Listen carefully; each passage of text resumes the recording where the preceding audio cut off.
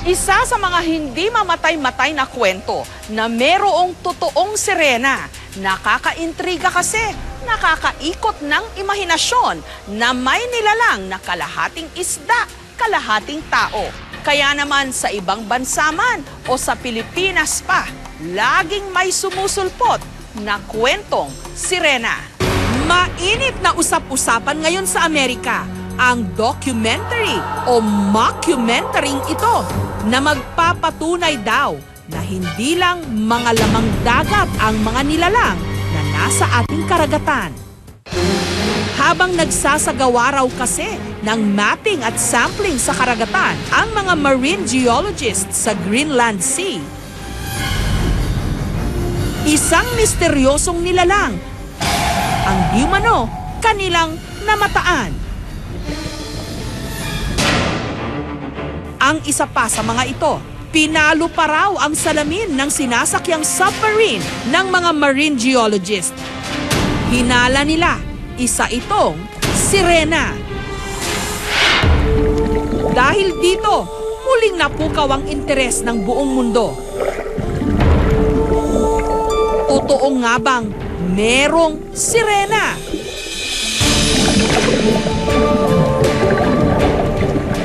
Kalahating tao, kalahating isda. Naninirahan daw sa pusod ng karagatan. Maging dito sa Pilipinas, marami rin di umano na mataang mga sirena.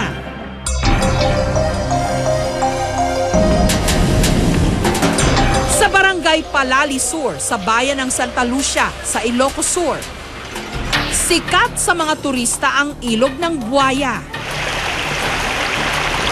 Pero hindi raw mga buwaya ang naninirahan dito, kundi mga sirena o yung tinatawag nilang maya. Tanghali, hindi na kami pwedeng pumunta dito sa ilog kasi baka maano namin yung mga sirena, ganun. Sirena daw. Pero hindi namin nakikita, pero marami naman makapagpatunay na marami nang namatay dito na dahil lang sa sirena. Taon-taon, meron daw nalulunod sa ilog na pinaniniwala ang kinukuha ng sirena. Ayon sa mga kwento-kwento, malas ang mga sirena dahil inaagawan daw ng mga ito ng huli ang mga mangingisda. Inaakit din daw nila ang mga mangingisda, sabay dadakipin.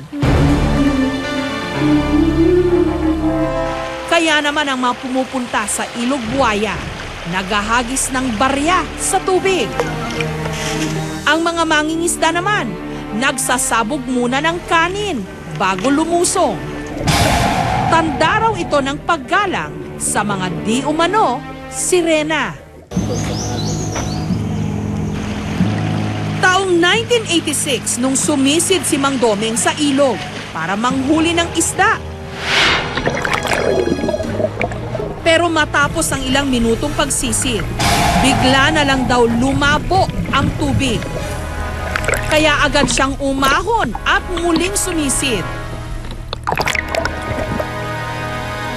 Ngunit sa pangalawang pagkakataon, di mano, tumambad sa kanya ang maya o sirena na akmang kukunin siya.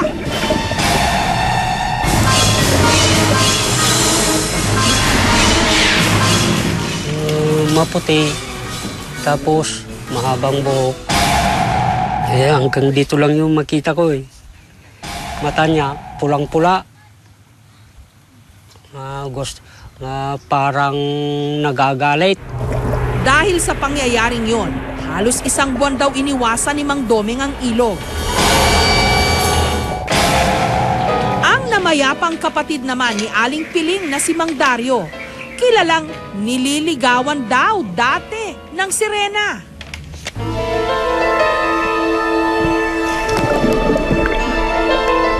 Sa tuwing lalangoy raw sa ilog noon si Mang Dario, nakakaamoy siya ng malansa. Senyales daw na nasa paligid ang nanunuyong sirena. Kapag nangisda naman daw si Mang Dario, mabilis na napupuno ang kanyang buslo sa dami ng kanyang huli. At ang kanyang paniniwala, bigay ito ng sirena. Hindi naman daw natatakot si Mang Dario dahil hindi naman siya sinasaktan. Mabilis na kumuha ng isda dahil gusto siyang matulungan. Kung hindi naman siguro yung sirenang tumulong, wala siyang makuha. Dahil gustong-gusto niya yung kapatid ko. Pero ayon kay marine biologist na si Dr. Lemuel Aragones, walang katotohanan ang ganitong mga kwento-kwento. Ang mermaid ay isang katang-isip. So, at admittedly, isa siyang myth at ang universal language, ang mythology, ang kababalaghan, intriga tayo. As a scientist, I will say na imposible na may sirena. Eksplanasyon dyan sa Buaya River, mayroon lugar na may malalim dyan. So pag paligo mo, lalo na kung lasing ka halimbawa, pagod ka, puyat ka, yung undercurrent ay malakas, hihilain ka niyan sa ilalim. Kung sa iba, imahinasyon lang ang mga sirena, may ilan naman na isinilang na parang sirena. Sa Riverside, Maa sa Davao City, ipinanganak si Norhaina noong July 10, 2008. Laking gulat ng mag-asawang Abdul at Anisa Kasindilan nung nakitang magkadikit ang mga paa ng bata na parang buntot ng isda. Ayon kay Abdul, noong buntis daw si Anisa, ang palagi nitong pinapanood, mga palabas na ang bida, sirena. Paniniwala niya, ipinaglihi ang kanilang anak sa sirena. Dahil sa ganitong kondisyon, naging tampulan ng tukso si Norhaina. Namatay si Anisa. Kaya ngayon, mag-isang pinapalaki ni Abdul ang kanilang anak. Hindi na siya nakapagtrabaho pa dahil siya na ang nagsilbing mga paa ng kanyang unika iha. O 2 buwan pa ito, madalas kami manood ng yung kay Mary Ann Rivera, pelikula ng Sirena. Oy, kumusta man? Okay lang? Ha? Nung sinuri ng mga doktor si Norhaina, nalamang meron siyang myelodysplastic syndrome o multiple congenital disorder. Yung lower extremities niya, yung right hip is dislocated. Tapos yung both knees niya are in extension, meaning hindi natin napipiko. Ang inaalala ngayon ni Abdul, paano na lang kapag nagdalaga si Norhaina? May paniniwala kasi ang mga Muslim na bawal hawakan ng sinumang lalaki ang isang babae pag nag-umpisa na itong magdalaga. Dito na hiniwa dito. Kaya nito lang Marso, nagdesisyon si Abdul na ipasailalim na sa operasyon si Norhaina, kung saan matagumpay na napaghiwalay ang kanyang mga paa. Makatutulong daw ito para maiwasan ang mga komplikasyon sa kanyang internal organs. Bagamat na isaayos ng kanyang mga paa, hindi pa rin ganun kadaling makalakad si Norhaina. Mahina pa raw kasi ang joints at muscles ng kanyang mga paa. Samantala, balik tayo sa kumalat na documentary o mockumentary tungkol sa di umano nakuha ng sirena. Matapos itong maipalabas, iba't ibang mga ulat ang kumalat at nagpatunay na hindi pala ito totoo. Wala rin daw scientific reports na magsasabing meron ngang nabubuhay na aquatic humanoid o sirena. Inamin din na mga gumawa ng palabas na ang tanging intensyon nila, kilitiin ang imahinasyon ng mga tao sa pamamagitan ng isang dokumentaryo.